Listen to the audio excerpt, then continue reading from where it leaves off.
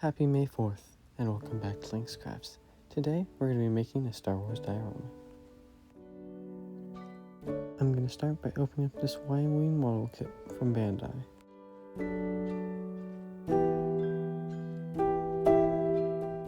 After opening and sorting, I can quickly build the Y-Wing.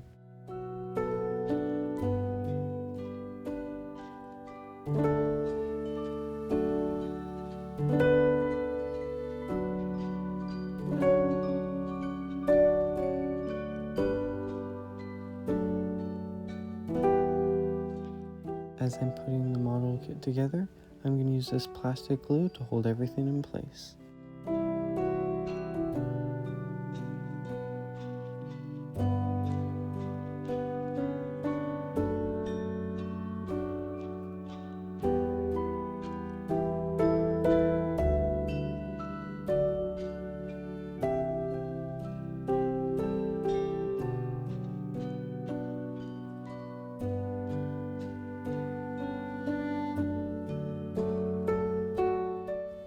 With it complete, I can begin to plan out the diorama. I got a pack of these canvases and ended up using two. I glued on some XPS foam for the base of the terrain.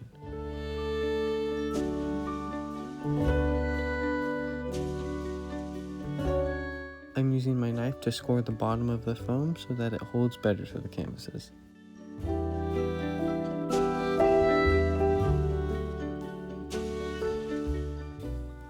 I can then add the glue.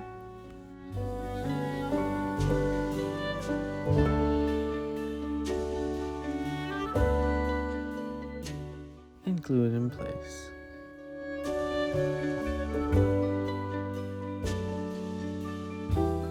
After patching up the hole, I cut out a stencil of the ship as I planned ahead and wanted to spray paint the Y-Wing first. This way, the paint would be cured when it was time to paint everything else.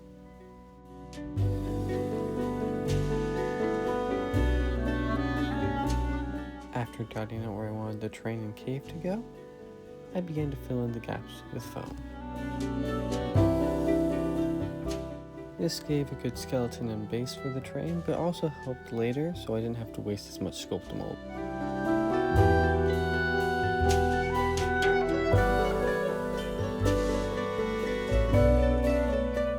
On the visible walls, especially around the entrance of the cave, I textured the foam a little bit with my knife and a rock.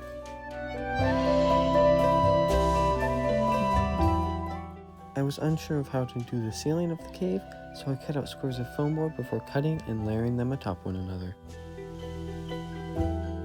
I originally planned to have the ceiling be removable so I can paint the insides of the cave a little more easily, but later down the line I do glue it in place. To give the floor and surrounding entrance of the cave a rocky texture, I textured it with a rock. For some added height and variation, I textured then glued in this block of foam. Now to add the sculpt mold. Before I added any though, I cut some strips of shaper sheets from Woods and Scenics to flatten the terrain and to save some sculpt mold.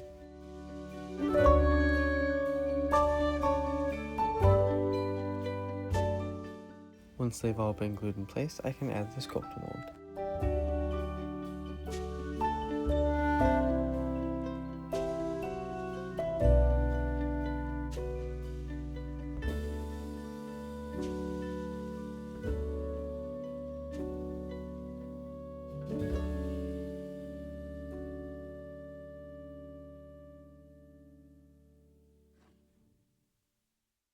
After almost a day, it's pretty dry and you can remove the top.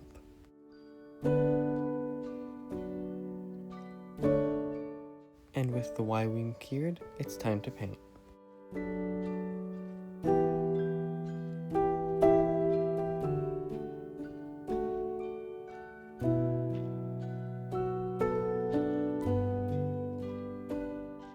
Before I paint, I'm going to make some terrain paste, mixing together Mod Podge, paint, and plaster with a splash of water.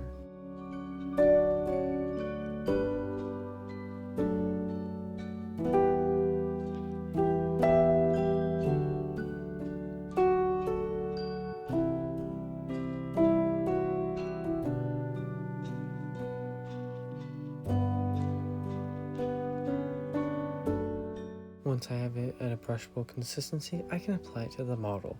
This will both protect the foam while also giving a base coat of paint.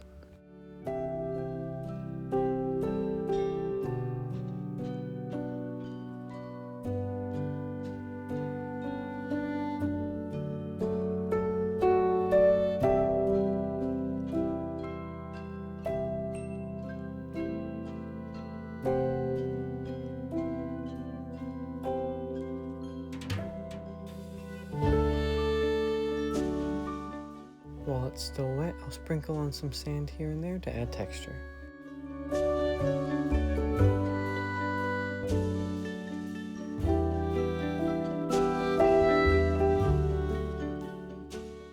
After the model is dried, I can dry brush on several different shades of tan.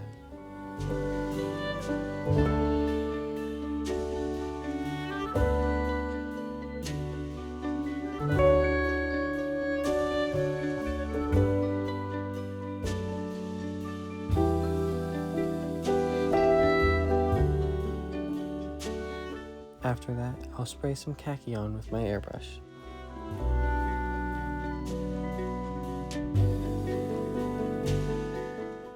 I'll then stipple on an orangish brown.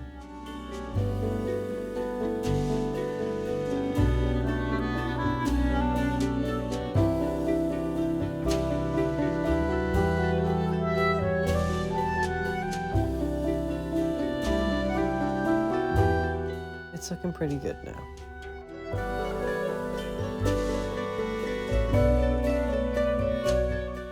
With the terrain done, I can now paint the Y-wing. I'm going to start by airbrushing on a light gray.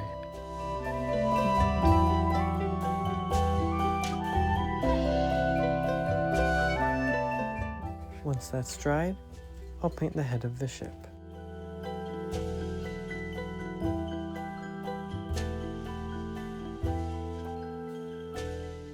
It'll need a few more coats, but it's looking pretty good so far. The front of the engines, or thrusters, can get painted white.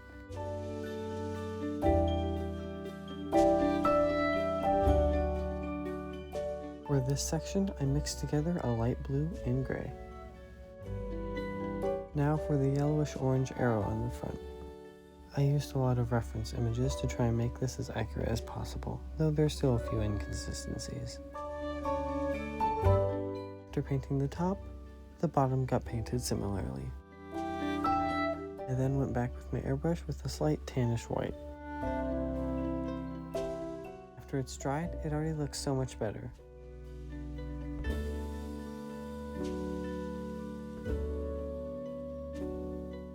On the body of the ship, several of the wire-looking bits get painted bronze.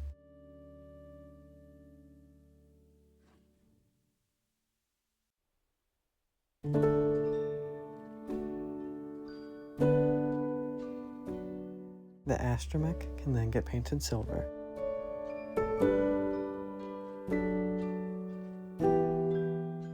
Mix together some more light blue and gray, which can get put onto the cockpit.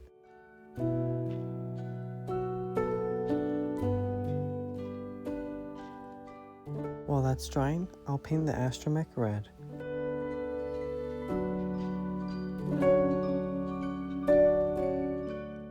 The windshields can get cleaned up with some black paint. To make the ship look worn or damaged, I stippled on some silver.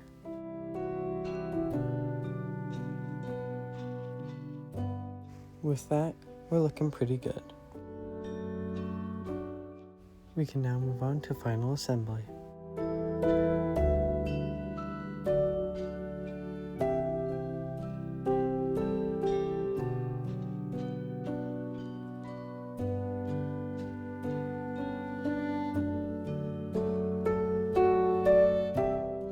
After the ship's in place, I'll add some greenery.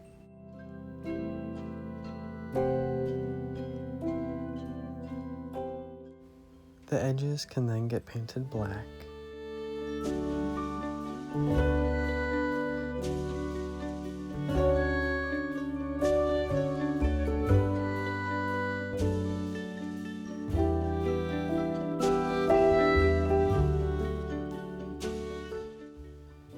that, we're done.